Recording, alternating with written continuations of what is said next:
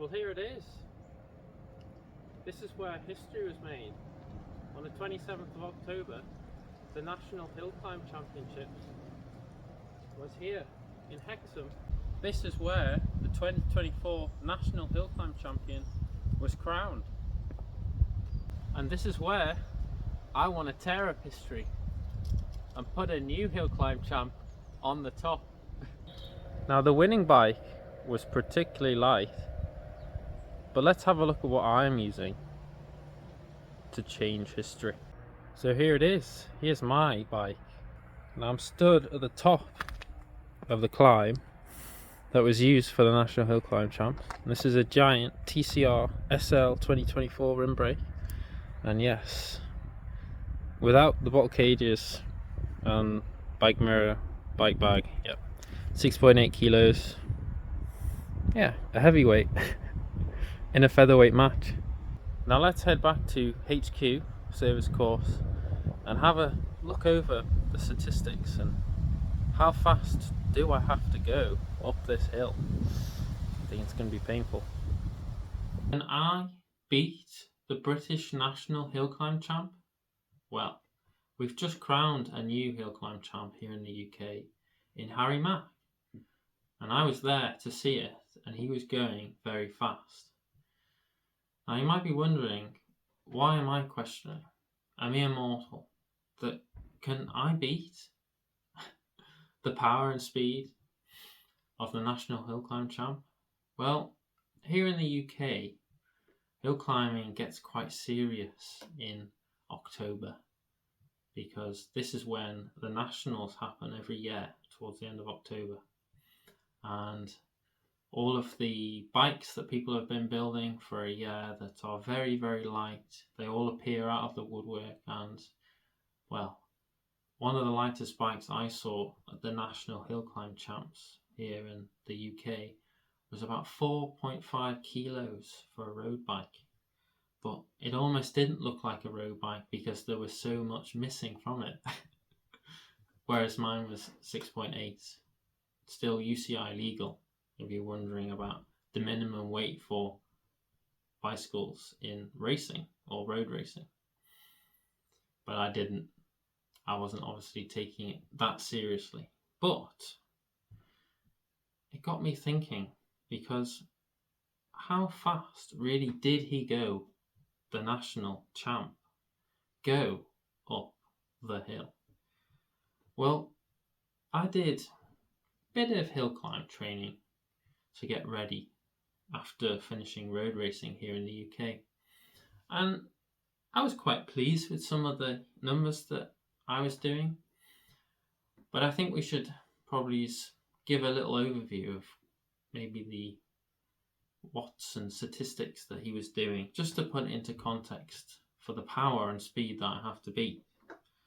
On the day, the winning time for the National Hill Climb Championships was 3 minutes and 9 seconds. I'll do that 3 again. That wasn't the greatest 3 in the world. There you go, 3:09. Right. So this was the winning time. And looking at the watts and whatnot that's available, the statistics for the time, his power output was 610 watts. Supposedly what he had to do to go that fast. And this was on a 10% gradient, or 1 in 10. That's how steep the hill was. Now, for watts per kilo, supposedly on the day he weighed 69 kilos. So if I type that into my little calculator here, if I do the calculation to find out the watts per kilo, so this is taking into account weight of the rider and not just pure power, because obviously a bigger rider is going to put out more and more power because they have a bigger engine. 610 divided by 69, which gives 8.8 watts per kilo. So these are the stats and statistics that I'm looking at, that, well, if I gauge how much I have to do, can I beat the champ? Well, if you remember all of these, I'm going to rub this off and you can go back and pause the video, but I'll put down what sort of power I will have to do, and we'll see just how much effort, just how fast I have to go. Now, on the day of the National Hill Climb Champs, I weighed 66.9 kilos on the day, and I averaged, well, I did a time of 3:57, and I averaged 435 watts. So yes, quite a lot less already, isn't it? Well, watts per kilo of this, so 435 divided by 66.9, that gives me a watts per kilo of 6.5. So not great really, is it? Now this is just more of a bit of fun and just I think a good bit of man-on-man competition. And in training I was doing for the hill climb season, I actually have trouble with, race day nerves, and I think a lot of people have the same feeling, not just in sport but in work and whatnot. If they fluff trying to get their new job or whatever, but in an interview, I did on a training day 735 watts for 1 minute. Now this was actually in for another video I did, horse versus cyclist. So can I outsprint 1 horsepower? And 1 horsepower being 746 watts. So my normalized actually was 747. So I basically could do 1 horsepower, but I think that's still unfinished business. I've still got, I think, a little bit more in me to get to that 746 or 750 as I wanted to do. And I weighed on that day 67, about 60, I can't remember exactly what it was, 66 to 67. But I think I had it down on my Training Peaks, which is what I use to analyze my power. And it was over 11 watts per kilo on that day. So it was 11 watts per kilo that day. So I think if I could extrapolate this to a 3-minute effort, would I be able to increase my watts per kilo? Now I'm looking probably to have to do about 9 watts per kilo, which for me, if I could do it, if I could ride at 66 kilos, so if I say I matched his power, then 600 divided by my watts per kilo would be 9 watts per kilo. So I'm looking to do about 600 watts for 3 minutes. Now, I actually live quite local to where the National Hill Climb Championships was this year. So I have the benefit of being able to go and do the course that the National used whenever I want, essentially. So that's a benefit. If I want to use the same course, I can do that on Strava and I'll be able to show that. Now, I think it's probably time we head out on the bike. It's enough sitting around and talking. and see what we can do. I'm probably going to do a little bit of training, a bit more hill climb work. I mean, it should be off season, but I'm having to stay fit, and that's for in another video. I'm doing some lab testing, and there'll be more videos on that. So subscribe if you want to find out my VO2 max. Now you might be wondering, well, who am I? Where have I come from? Why am I saying that I can do all this watts and power?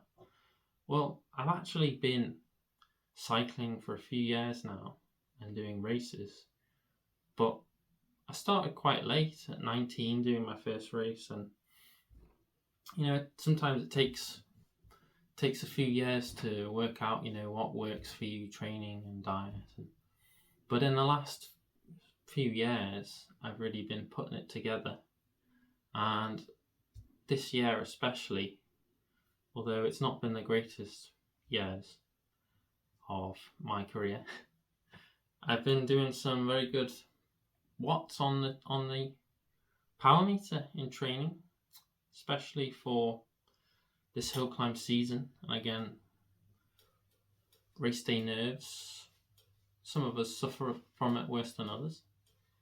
But I think with a bit more training, hill climb training, and really focusing on getting out as much power as I can in this short amount of time, then I think I might just have a shot at, well, upsetting the bookies. Now this is part 1, and part 2 is going to have my effort in it. Now the reason why it's not all in one video is because actually I have some lab testing coming up, so subscribe to that. That's going to be a video first, so I'm training and get myself ready for that, so VO2 max and other things. So put your predictions. What's it going to be? Am I going to be fast or slow? Just stick around to find out. And then after that, well, part 2 is just going to arrive whenever I do the effort and I have a good day. Now again, this is just, you know, for a bit of fun. It's not serious. Or is it? Harry, I'm looking at you. This is where the start of the National Hill Climb Championships was, and I'll take you up in case you haven't seen it before, just so you know hopefully what it looks like from bird's eye view or shoulder view.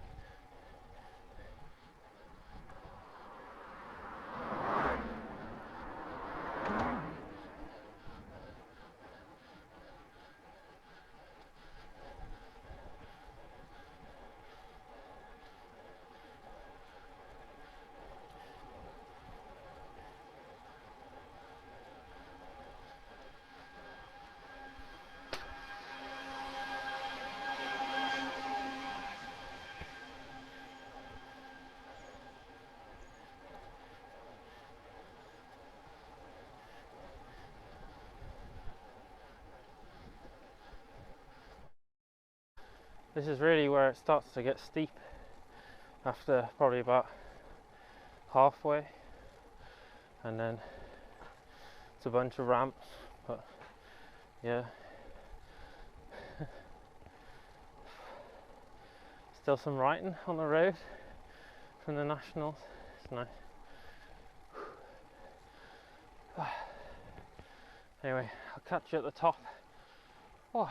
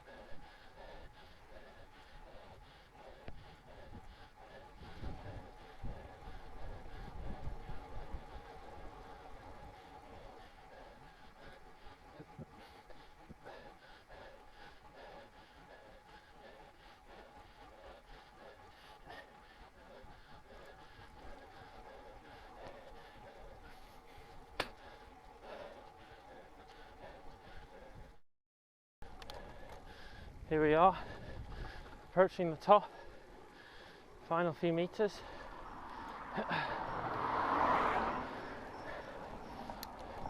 And there you go, National Champ. Oh.